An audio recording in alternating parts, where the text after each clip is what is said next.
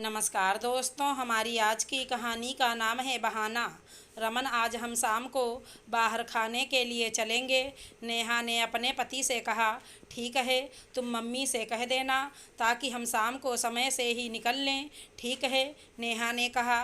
Phone रख नेहा आराम करने लग गई। नेहा और रमन की शादी 6 महीने पहले हुई थी। रमन एक इंजीनियर है जो सॉफ्टवेयर कंपनी में काम करता है।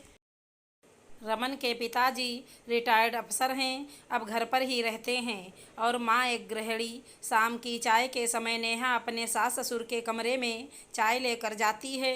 मम्मी जी, आज शाम को मैं और रमन बाहर जाएंगे, तो आप लोगों के लिए क्या बनाना है? नेहा ने पूछा। ठीक है, तुम जाओ, मैं अपने आप देख लूँगी, नेहा की सास ने कहा। शाम को नेहा तैयार होकर रमन का इंतजार करने लगी। नेहा के ससुर घूमने गए हुए थे और सास अपने कमरे में थी।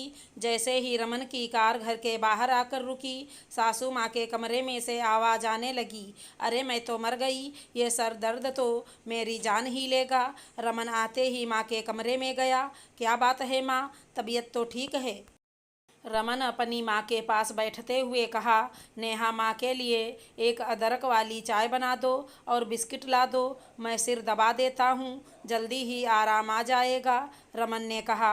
नेहा ने चाय बनाकर रमन और अपनी सास को दी और शाम के खाने की तैयारी करने लग गई। रात को जब रमन कमरे में आया, नेहा को उदास देखकर कहा। इसमें नाराज होने की कोई बात नहीं है, मैं फिर कभी तुम्हें ले जाऊंगा। रमन, ऐसी बात नहीं है, वो तो बस प्रोग्राम बनने के बाद कैंसिल हुआ, इसलिए थोड़ा मन उदास है, नेहा कहती है। कुछ दिनों के बाद नेहा अपनी सास से कहती है। मम्मी, मेरे भतीजे का जन्मदिन आ रहा है, क्या मैं और रमन 2 दिन के लिए जा सकते हैं? हाँ हाँ, क्यों नहीं, रमन उस घर का दामाद है, उसका भी कर्तव्य बनता है। ठीक है, तुम दोनों चले जाना, मनोरमा जी कहती हैं। नेहा मन ही मन में खुश होती है कि चलो इस बार रमन के साथ 2 दिन अपने मायके रह कर आऊँगी। अगले ही दिन जब नेहा उठकर नीचे आती है तो देखती है कि ससुर जी पानी गर्म करके कमरे में ले जा रहे हैं।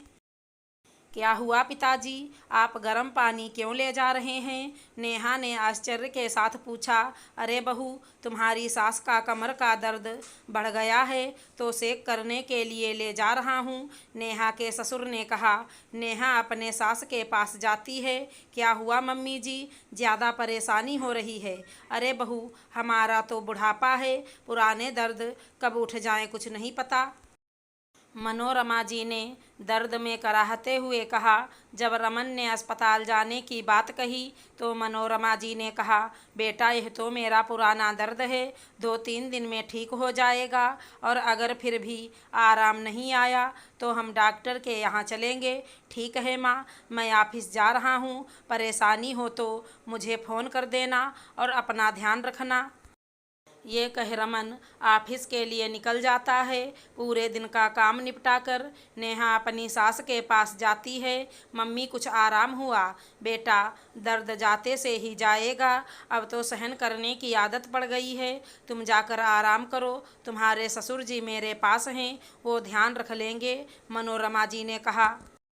नेहा अपने कमरे में आ गई और अपने मायके फ़ोन लगाकर सारी घटना बताई और कहा, मैं जन्मदिन पर नहीं आ पाऊँगी। कुछ दिनों के बाद सासू माँ का दर्द अपने आप ठीक हो गया। ऐसे ही समय बीतता रहा। एक दिन रमन शाम को ऑफिस से आकर नेहा से कहता है कि कल मेरे दोस्त के यहाँ पार्टी है, इसलिए तैयार रहना, हम दोनों चलेंगे। नेहा के मन में पहले संशय था कि हो न हो सासू माँ की तबीयत कल ज़रूर खराब होगी। अगले दिन दोपहर तक सब कुछ सही था, लेकिन दोपहर में अचानक से नेहा की ननद, जो इसी शहर में रहती है, आ जाती है। नेहा आवाज़ सुनकर नीचे आती है। अरे दीदी आप, मम्मी ने बताया नहीं आज आप आएंगी? नेहा के मुंह से अचानक से यह प्रश्न निकल गया। घर है इसका, जब मन करेगा आएगी, इसमें क्या बताना, मनोरमा जी ने जवाब दिया। नहीं मम्मी जी, मेरी बात मेरा मतलब ये नहीं। आइए दीदी, मैं चाय नाश्ता लेकर आती हूँ। ये कहकर नेहा रसोई में चली गई। मनोरमा जी अपनी बेटी को लेकर अपने कमरे में चली गईं। जब चाय नाश्ता लेकर के नेहा अपने सास के कमरे में जा रही थी तो माँ बेटी की आवाज़ सुनकर वो बाहर ही रुक गई। क्या मम्मी, ऐसी क्या आफत थी जो आपने मुझे फ़ोन करके दोपहर में बुला लिया? नेहा की ननद सूबी ने पूछा। मनोरमा जी ने कहा, धीरे बोल, ऐसा है तेरी भाई की नई नई शादी हुई है। अगर अभी से वो अपनी बीबी के साथ ज़्यादा घूमने लग जाएगा तो तुझे और मुझे दोनों को भूल जाएगा, इसलिए सारा नाटक करना पड़ रहा है। ये सुनकर नेहा की आंखों में आंसू आ जाते हैं, लेकिन स्थिति को भाप कर अपने को संयत कर कमरे में जाती है। लीजिए दीदी, चाय पीजिए, नेहा कहती है और वहीं बैठ जाती है। सूबी, तुम शाम का खाना यहीं पर खाकर जाना, नेहा बहुत अच्छा खाना बनाती है। नेहा, तुम सूबी के लिए दही भल्ले ज़रूर बनाना, बहुत अच्छे बनाती हो, मनोरमा जी ने कहा। पर मम्मी, शाम को तो मुझे रमन के साथ जाना है, नेहा ने डरते हुए कहा। घर पर तुम्हारी ननद आई है और तुम्हें बाहर जाने की पड़ी है। मैं रमन से कह दूंगी तुम शाम के खाने की तैयारी करो, मनोरमा जी ने थोड़ी कठोर आवाज़ में कहा।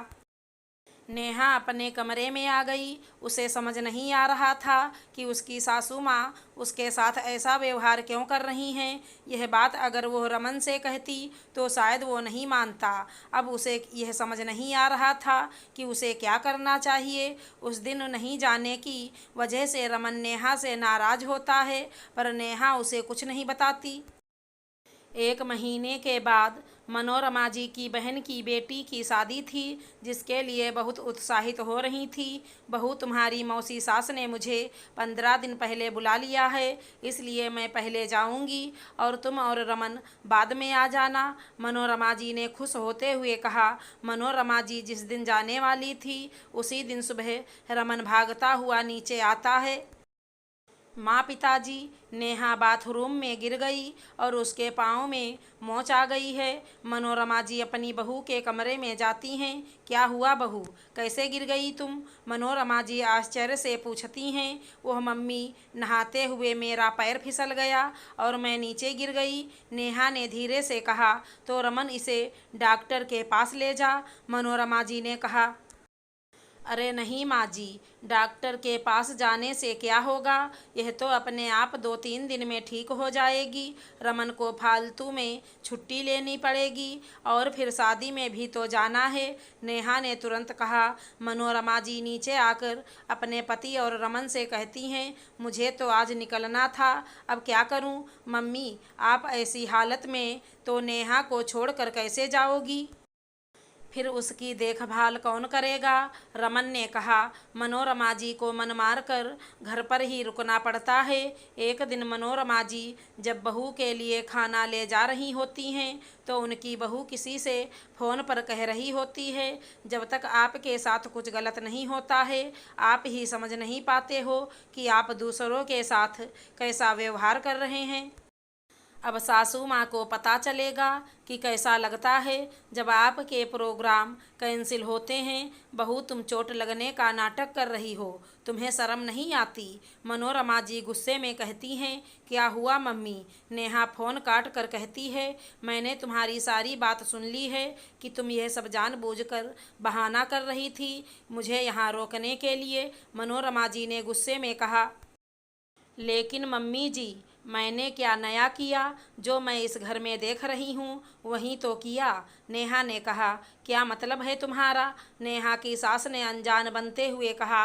मम्मी जी, मतलब आप अच्छे से समझती हैं, जब भी मैंने रमन के साथ बाहर जाने का प्रोग्राम बनाया आप हमेशा कोई न कोई बहाना बनाकर हमारा जाना कैंसिल करवा देती। उस दिन जब आप दीदी से कह रही थी तब मैंने अपने कान से सब कुछ सुन लिया था। मम्मी जी, आप बताइए मुझे कैसा लगा होगा जब आपके नाटक की सच्चाई का पता लगा होगा।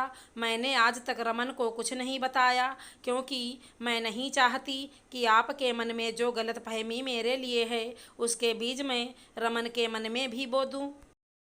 हो सकता है कि किसी परिवार की कोई घटना आपने सुनी हो, इसलिए वो आपके घर में ना हो, इसलिए आप यह सब कर रही हैं। लेकिन यह सब करने के पहले एक बार तो सोचा होता कि जब सच्चाई का पता मुझे लगेगा तो मुझे कैसा लगेगा।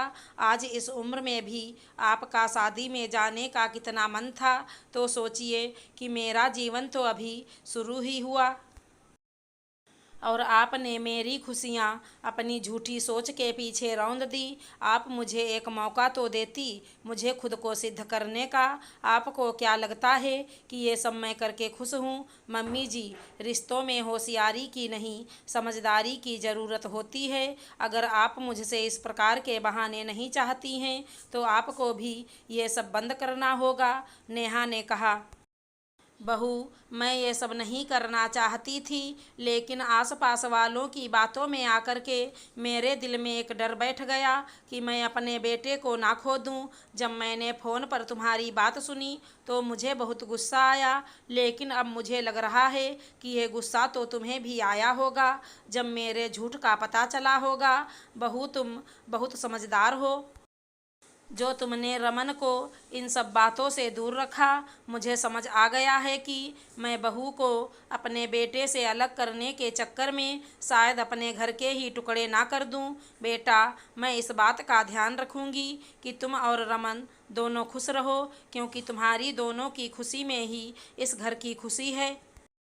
मम्मी जी, मुझे माफ़ करना, मैं ये सब नहीं करना चाहती थी, पर मेरे पास और कोई रास्ता भी नहीं था। आप तैयारी कर लीजिए और कल ही मौसी जी के वहाँ शादी में पहुँच जाइए। सास बहू ने गले लगकर सारे गिले शिकवे दूर कर लिए। अगर हमारी कहानी पसंद आई हो तो चैनल को लाइक शेयर सब्सक्राइब करें। धन्यवाद दोस्तों।